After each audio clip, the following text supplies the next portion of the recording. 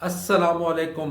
Colton industry के ऊपर M23 ने कब्जा कर लिया है। M23 की जानकारी से पहले हम कोल्टन इंडस्ट्री को समझ लेते हैं। कोल्टन के मेटल को देखें तो ये दो अल्फाज का मजमूआ है, जिनमें से एक लफ्ज़ प्लम्बाइट हो गया और फिर दूसरे नंबर पे टेंटालाइट हो गया। ये दो मेटल मिलके जो ना कोल्टन बनाते हैं। कोल्टन इंडस्ट्री का वजूद अगर देखें तो ये कांगो का इंतहाई जो मशरकी सरहदी एरिया, वहाँ पे जो ना रुबैया का जो ना शहर है, वहाँ पे इसका वजूद है। बज़ाहिर बोलने में ठीक है इंडस्ट्री होगी, लेकिन जब आप वहाँ पे जाके विज़िट करेंगे तो ये आपको यहाँ पे इंडस्ट्री नाम का कोई वजूद नज़र नहीं आएगा। लोग इंतहाई गैर महफूज तरीके से, मतलब कि बेलचों से ज़मीन को खोद रहे होंगे और वहाँ से जो ना कोल्टन के पत्थर को निकालते हैं, और कोल्टन के पत्थर को निकालने के बाद उसको रिफाइन किया जाता है और उससे हमें दो मेटल मिलती हैं।